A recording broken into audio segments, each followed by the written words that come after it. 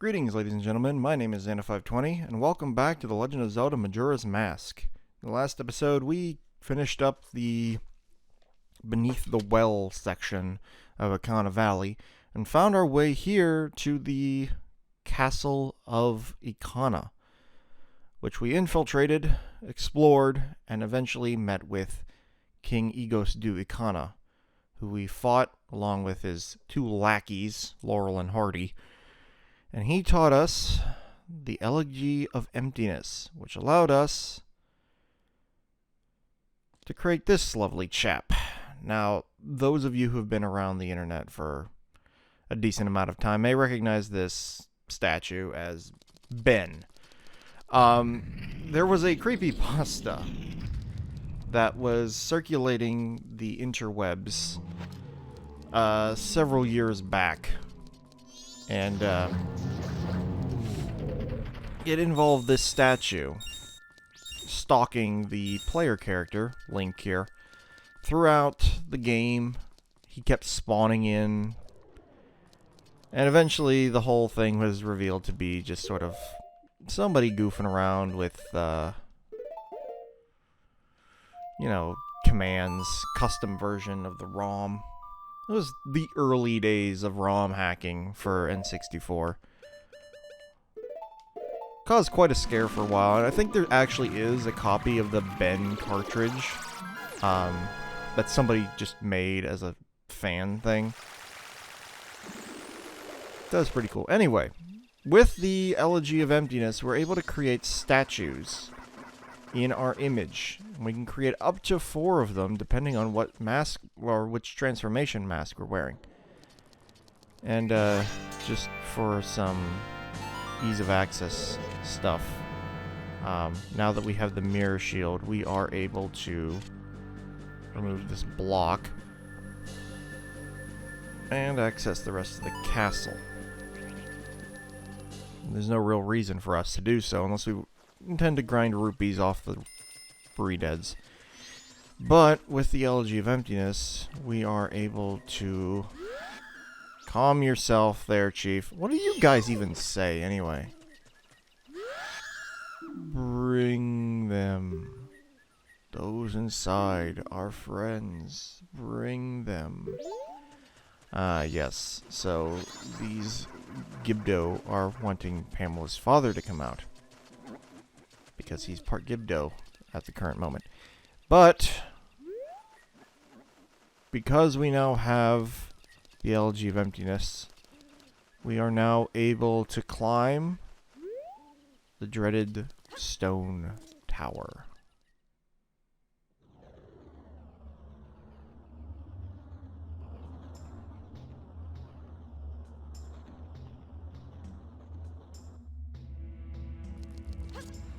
So this place is very strange. It seems to stretch infinitely downward, as well as infinitely up. And it has some of the best music in the game. Now, as you climb the stone tower, you're going to encounter boulders, hookshot targets, fire keys. I think there's a few Redeads somewhere up here. And also these switches. Now you're going to find these floating blocks here and there, and standing on these switches causes the blocks to move slightly. And what you want to do is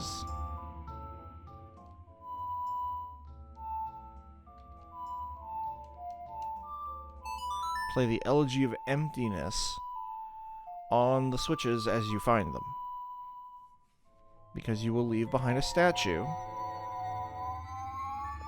on the switch to hold it down.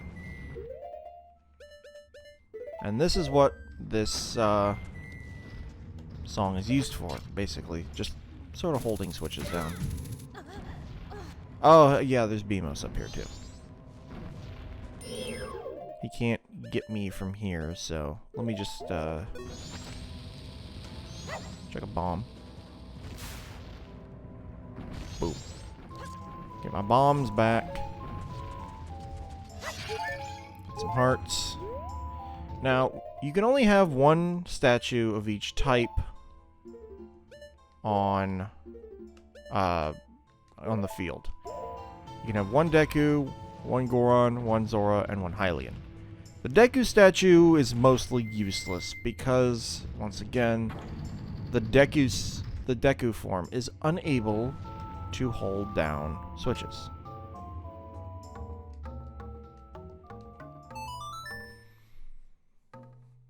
The other thing is, if you check out the forms, or the statues that are created by each form, they'll correspond to the individual who the mask is representative of. Such as Darmani III, who has his big scar across his stomach. Oh, we need to keep climbing. Climb the tower. Where am I headed next? Up there.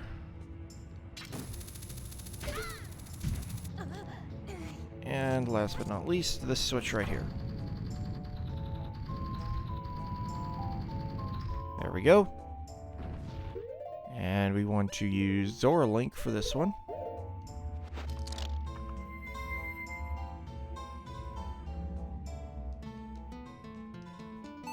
There we go.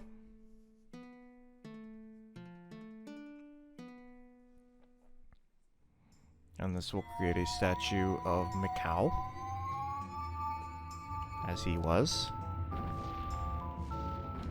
without his radical tattoos. Actually, I think he does have his tattoos. Yeah, he does his tattoos on his arm. And he's got his guitar.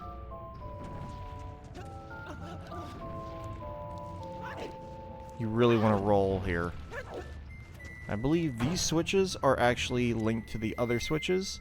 They're a way to create a path back down if, for whatever reason, you decide to climb back down the stone tower.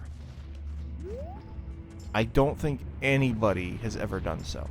Anyway, we've got another switch here. It's going to move that block.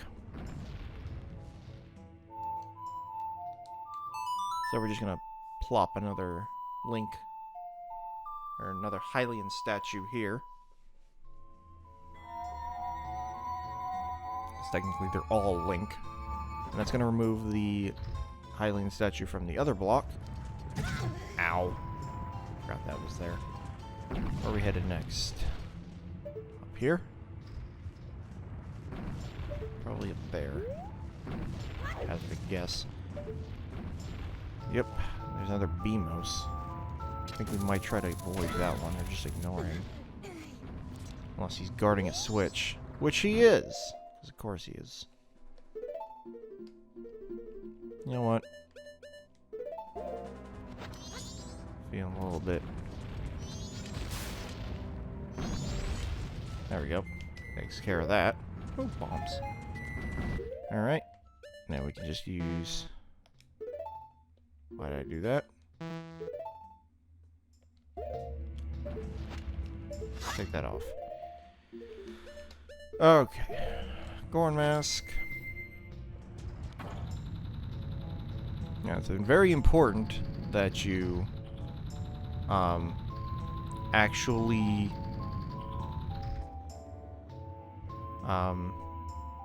activate the owl statue at the top of this tower so you don't have to go through this whole rigmarole every time you need to get up to the temple.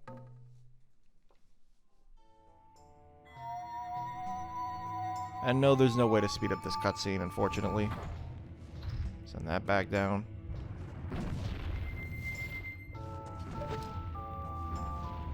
Where are we headed next? Up there. That should be the last switch right here. Zora. Move that last block into place. Now, there's all kinds of crazy theories surrounding, I mean, specifically even this game. But the Stone Tower is probably one of the most theorized game, or areas in this game. Mainly due to the things like the fact that there's Triforce symbols around here, and there's like some kind of allegory to the stone tower being like the temple of or the Tower of Babel. It's weird because they like built the stone tower to blaspheme against the 3 golden goddesses. Because if you look at the statue or the blocks up here, or I mean, if you look at the blocks down here, they're like human figures and they've got their tongues sticking out. But if you look up there, you can see that the Triforce is on those blocks. And it's like on their crotches and on their tongues. And it's like some kind of weird, oh, they're blaspheming against the goddesses, so the goddesses, you know, curse the temple and whatnot. It's all speculation. And it's all crazy speculation. So, take everything with a grain of salt. Get out of here. Alright, so where are we headed next? Up here? I do have to say, though, this architecture is bizarre, to say the least. Oh, yeah, and there's also, like, oh, it's a phallic image, and it's, like, giving the finger to the gods and whatnot. It's like, whatever. Here I go rambling again. I'm a rambling man. Over here. Climb up here. And now we're at the top of Stone Tower. Hit this, and you never have to climb the stupid thing again. Also, this is our last owl statue. Now, those of who have like done speedruns or watched speedruns and all kinds of wrong warping shenanigans. There's the whole thing with the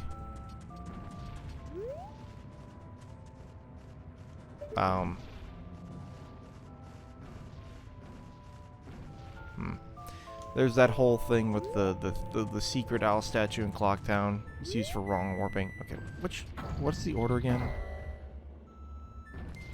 There's an order in which you actually have to press these switches. I think this is the first one. Yep. This is going to be the first one. Because if you don't press them in the right order, the blocks get in the way of each other. And it turns into a big mess. That block's gonna go back to where it lives. We need one. Then this one. Yeah, then this one. Which reveals a rather interesting gem thing. Now, this isn't the only thing we're going to be using these statues for. We're actually going to have to use them in the temple.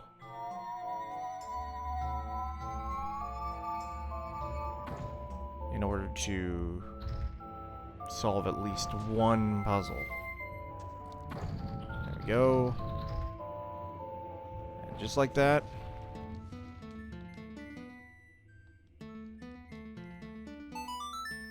I played it too fast. It ate my input.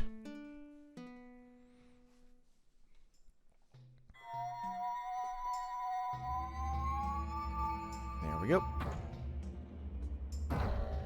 And now that block is stuck. So, now that the blocks are all in place,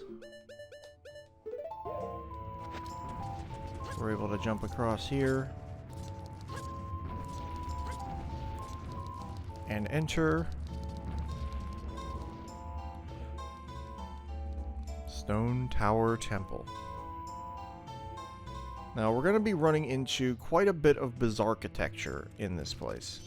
Also, these guys are back for some reason. This is almost like a final exam temple. It's got its own mechanics and such. But it also incorporates mechanics of every other area, temple, and whatnot. Of course, the first thing you're going to want to do is shoot that eye switch, which is going to spawn a chest right here. And of course, we're going to want that chest. I don't remember what's in this chest. Oh, of course, it's a stray fairy. Another temple. Another group of stray fairies. These ones are yellow. You're going to see that bug icon a lot. You're also probably going to start noticing this. That's going to be important later. Can't go that way. So we're going to go the other door. There's also a sun switch there without a beam of light to use it. I need to deal with these stupid bomb chews. We've got a cracked wall here. Probably could have used that bomb chew as well. Blow this open. There's a chest on the ceiling. There's also some boxes here.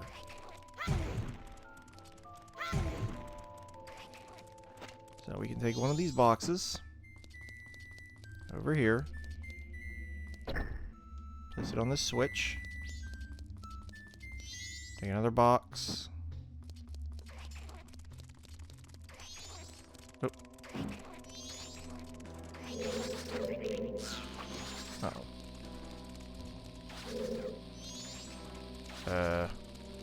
I don't know where that bomb chew went. He's gonna blow up eventually. Oh, he's gonna blow up on me. Get over there. Anyway. Grab this box. Put it on this switch. Over here to this giant switch. Which obviously is going to need to be pressed down by a Goron because it's huge.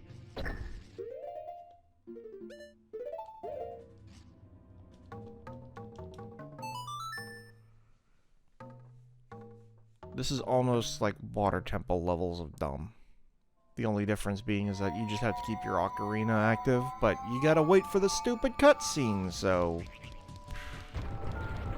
have at it. Take the mask off. Pressing this switch will open that gate, but only if it's held down. So we're gonna leave Ben here on the button.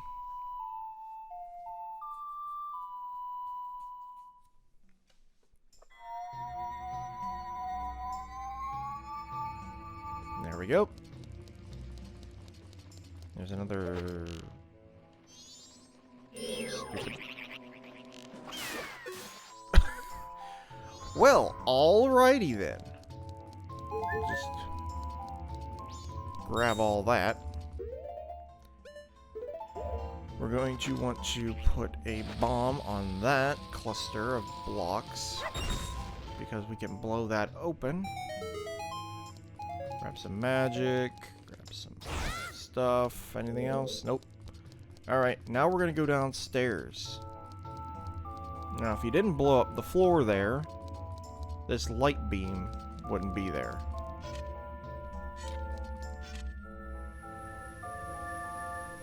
So we just need to use our mirror here.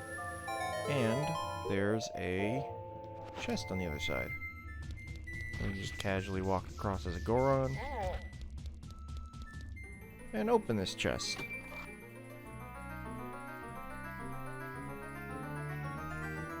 Because this chest is going to contain the map. Very nice. Now, you may notice these Armos statues here. Some of them are alive.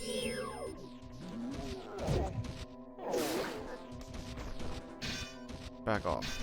There we go. And you want to destroy them all.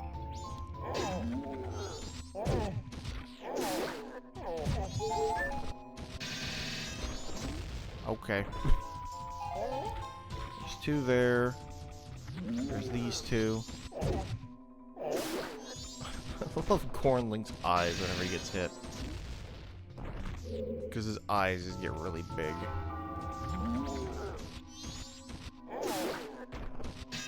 Yep, do your spin attack. Destroying these 4 Armos statues is going to spawn a chest in the middle of the lava. And what's inside this chest? It's a small key, which is something you want. And then these are just statues. But we need this key in order to get through this door over here.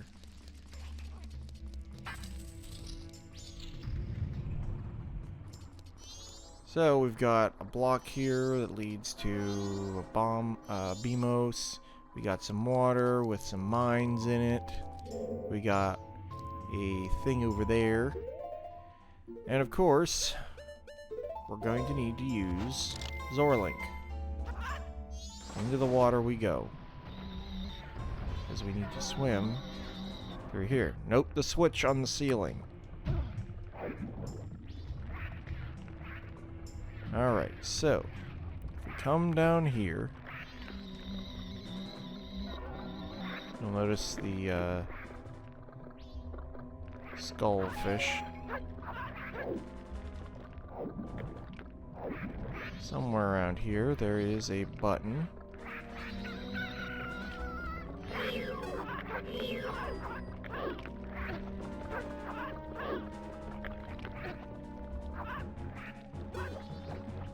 Get rid of that fish.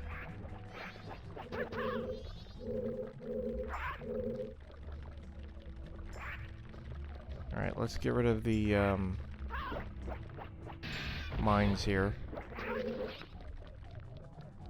Press this button. And this is very important because this button will make a chest appear on the ceiling. That's very important. Oh, and there's biobabas down here.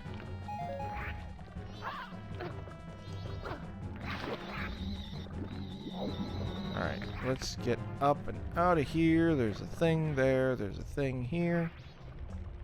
What do we need to do? Well, we need to get up onto that platform there. And the only way to get onto this platform is to... I think the only way to get on this platform is to breach. Can I just climb out? I can just climb out. Never mind. Now there's a locked door over here. Some hearts. And there's a light beam in the ceiling here. There's also that switch. I missed that switch. Is that going to spawn something in the water? Please tell me that's not going to spawn something in the water. No water. It's upside down. No, it's going to spawn a chest on the ceiling above the door. That's perfectly fine. So we've got this weird mirror here. Is this a mirror? This thing looks different from your everyday mirror.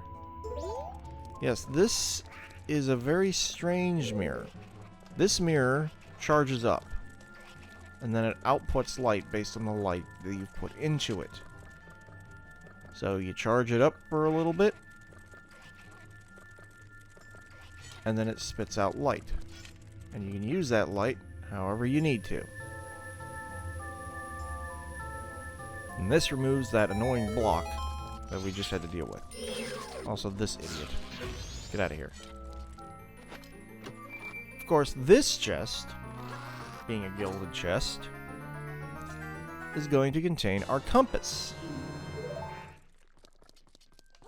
Now we can see quite a few chests. Let me see if I remember how to do this dungeon. This dungeon is actually more confusing than the water temple, in my opinion. Just because of the way it's set up. So we're back out here. I think this door is locked. This door is not even locked, it's just barred. I'm missing something over here. I've gotta be. Let's get back in the water.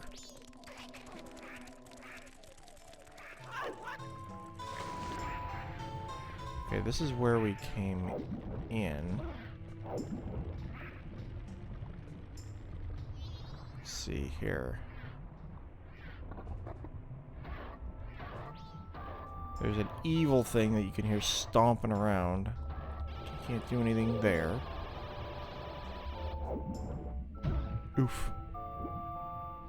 There's gotta be something else we can do here. Also, the only way to get out of there is to breach. Oh, I think... yeah, I need to get up here. And that's gonna be a challenge because guess what? You actually have to breach to get into this thing. Also, watch out for that. Oh, that switch. That switch can be gotten later.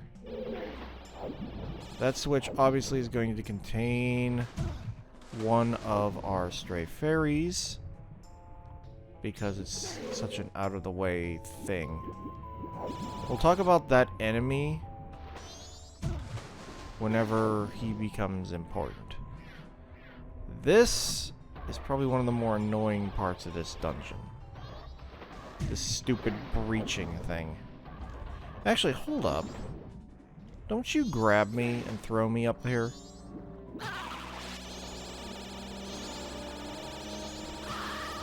Yes. Yes, you do. Alright, let's hit this switch. I can just throw a bomb, right?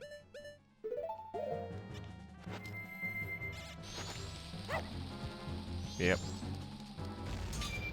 Throwing a bomb activates that switch and makes a chest appear over there.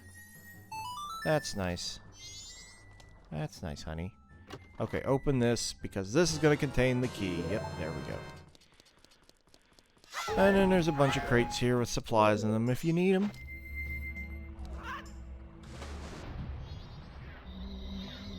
And now we can come back through here.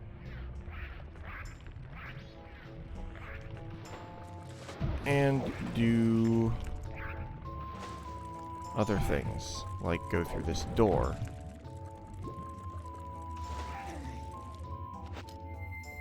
Can't do anything about that chest yet, obviously. Come in here, and now we've got this thing. Remember Snowhead Temple? Yep, same idea. We also have to worry about infinitely spawning black bows. Ow. His eyes, I swear. Get out of here. There we go. Yeah, those black bows will respawn in the shadows, or in the corners of the room. Anyway, so our light beam doesn't reach all the way over there to the block, unfortunately. So we gotta utilize these goofy mirrors. And I have to say, this is a whole heck of a lot harder when you're playing with non-analog. Get rid of that. Block. There should be a chest right around the corner here. There's supposed to be eventually. There's a chest here. However, watch out for the Negeron. Mind the Negeron.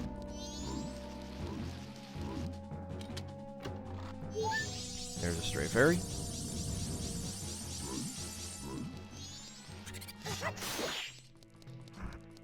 Now, oh, that chest is spawned by one of these switches on the wall. There's 6 light switches on the wall. I think it might be this one. Nope. I think these ones just burn away harmlessly. They don't actually spawn anything for once. There may be one that does. So, I'm just gonna keep on keeping on. Grab another stray fairy. That's number 3. You're still here. Go away. Anyway. So the way this one works is we have to, first of all, get rid of this guy. There we go. We have to charge up this mirror. Oop.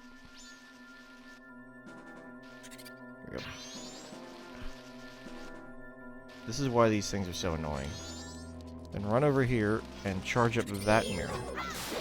The fact that these guys endlessly respawn makes it very difficult to charge up the mirror, because they will respawn and then just bump into you. Also, we're running out of time here, so I'm going to hurry up and do what I can here. Now we need to charge up this mirror, and then hurry up and light that. But you can't do that because the stupid black bows are in the way. Okay, deal with this mirror. Here he comes.